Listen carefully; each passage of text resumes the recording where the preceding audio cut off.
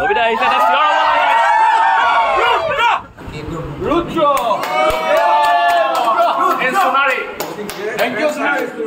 অসমীয়া বোলছবি জগতলৈ যে ভাল দিন আহিছে সেয়া নিশ্চিত হৈ পৰিছে শেহতীয়াকৈ মুক্তি পোৱা কেইখনমান অসমীয়া বোলছবিয়ে ব্যাপক সমাদৰ লাভ কৰিবলৈ সক্ষম হৈছে আজি আমি উপস্থিত আছো সোণাৰী কল্পনা চিনেমা হলত উপস্থিত আছো কাৰণ ৰুদ্ৰ ৰিলিজ হৈছে ৰুদ্ৰ মুক্তি পাইছে আৰু ৰুদ্ৰ মুক্তি পোৱাৰ লগে লগে অসমৰ প্ৰায় প্ৰত্যেকটো বোলছবি যি চিনেমা হল আছে এই চিনেমা হলৰ সমান্তৰালতে সোণাৰীটো আচলতে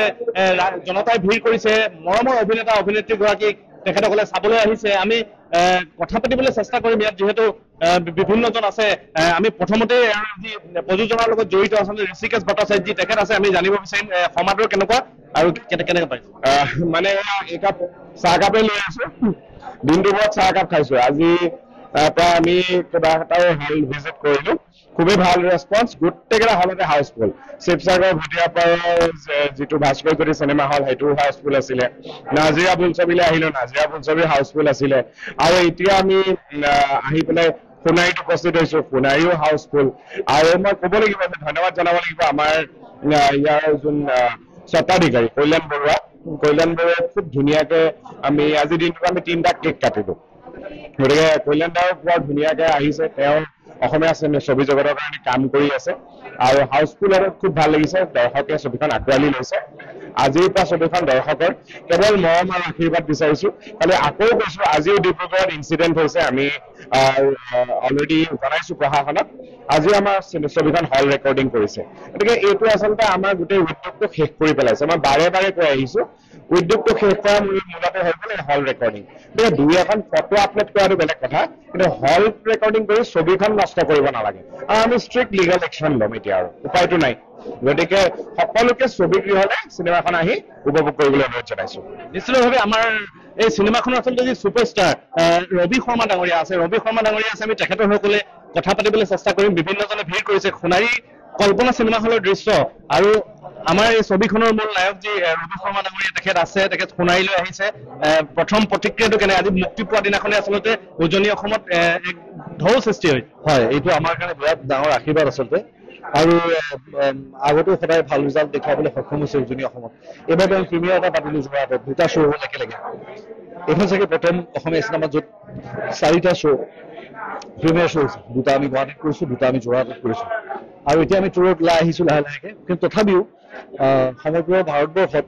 আমি যিমান যিটো ৰেছপন্স দেখিছো যে 10,500 মানুহে আজি টিকেট ক্ৰয় কৰিছে সেইটোতো অনলাইন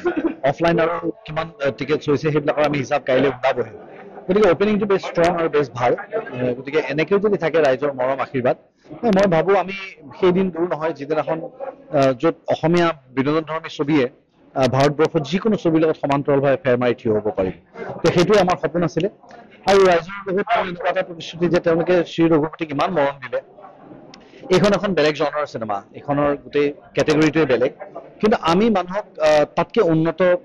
টেকনিকেল এখন ছবি দিব বিচাৰিছিলো গতিকে সেইটো ক্ষেত্ৰত ৰাইজৰ সঁহাৰি আমাক বুজাইছে যে আমি শুদ্ধ পথতে আছো আৰু যিটো দেখা গৈছে যে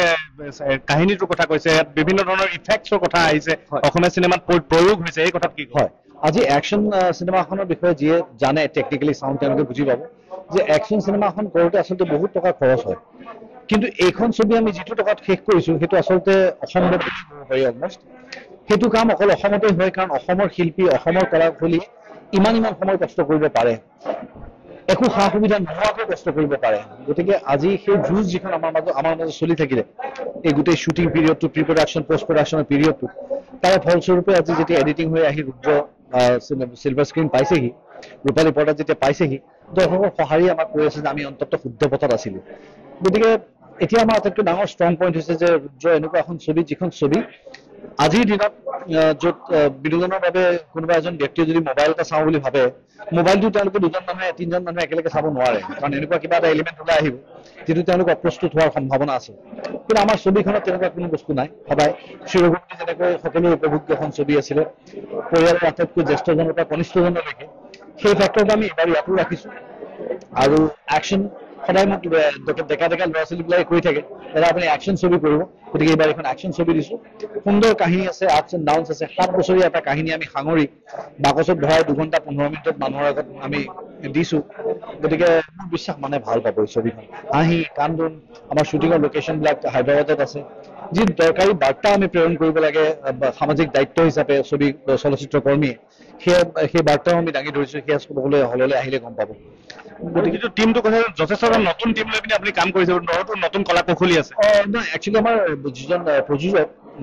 যিকেইজন প্ৰযোজক আমাৰ তেওঁলোক আটাই নতুন কিন্তু পৰিচালকজন আমাৰ অভিজ্ঞ পৰিচালক ৰূপক গগৈ প্ৰয়াত পুলক গগৈ ডাঙৰীয়াৰ সন্তান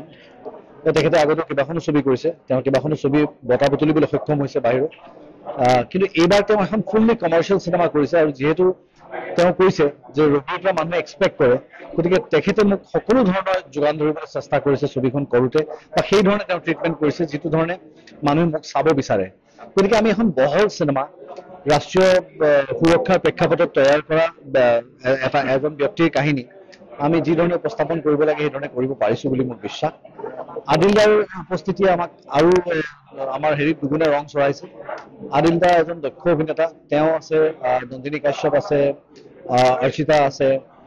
বাকী আমাৰ বহুত নৱপুৰণি শিল্পী সুন্দৰকৈ ইয়াত অভিনয় কৰিছে